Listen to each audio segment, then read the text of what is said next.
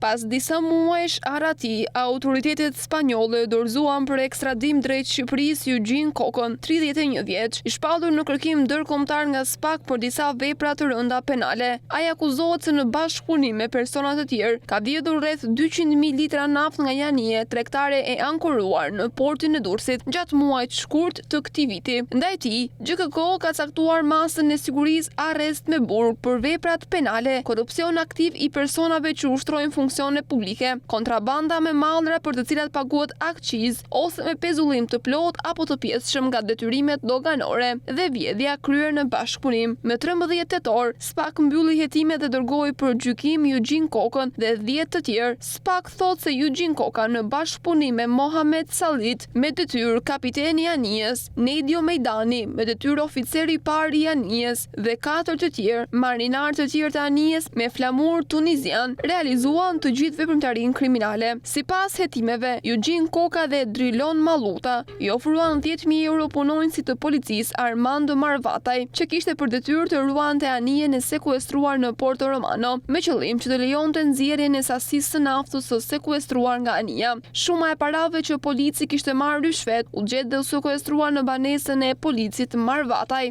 Nafta kontraband u nxorr nga anija me 27 janar të këtij viti në bashkëpunim me ekuipazhin e anijes.